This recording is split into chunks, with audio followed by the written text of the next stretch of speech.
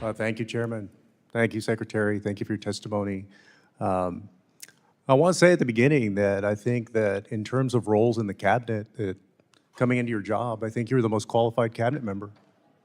In a cabinet that I think has otherwise been incompetent and unqualified. You and I are obviously of different political parties, but we share kind of a similar story. My grandmother, Joaquin Castro, came to this country when she was 6 or 7 years old as an orphan, because both her parents had died after the Mexican Revolution, and the closest relatives that could take her in were not in Mexico. They were in San Antonio. And when my grandmother came to Eagle Pass, Texas, the manifest that allowed her to come, there was a question that was asked on that document. And the question said, purpose for visit. And her relatives that were bringing her, they wrote in to live, that she was coming to live. You have an incredible family story of your parents and your grandfather coming from Cuba in the 1950s and maybe early 1960s, and a similar background of helping you and your siblings pursue their American dreams, just like my grandmother did for my mom and for us.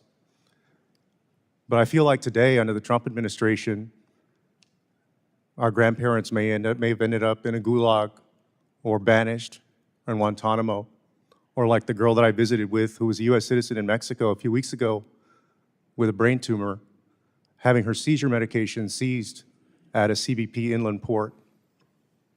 And her mom, who's undocumented Mexican, her caretaker, 24 hours a day, not allowed to come back with her to get treatment for her condition.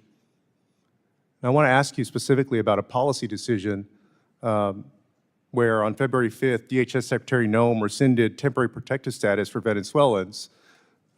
This same thing was used for 700,000 Cubans in the 1960s and 70s. And she stated that in consultation with the Department of State, assessed conditions in Venezuela and that there are, quote, notable improvements in several areas such as the economy, public health, and crime that allow for these nationals to be safely returned to their home countries. And you said as recently as a few years ago that returning and failing to renew TPS for Venezuelans would be, quote, very real death sentence for countless Venezuelans who have fled their country. That was a few years ago. And so I wanted to ask you, do you believe after everything that Maduro has done, and you and I have both condemned him, as I think almost everybody on this dais has, that TPS recipients forced to return to Venezuela will truly be safe in that country? And how do you justify the decision to send 350,000 people to Venezuela right now? Well, 350,000 people have not been sent to Venezuela. I think you're referring to the TPS cancellation of the temporary status. So 2 points. Number one is, unfortunately, that blanket approval of TPS gave TPS, including to people that, frankly, we should not have allowed in this country, irrespective of what part of the world they came from.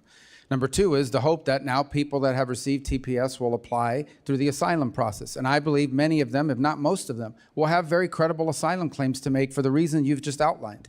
I think the problematic is that when you do a blanket TPS, number one, it's supposed to be temporary. None of these TPSs ever go away. But number two, when you do a blanket, especially in a mass migration event, it is going to protect and cover people that, frankly, we should not have allowed into this country. The overwhelming I mean, we're both part of the same Latino community.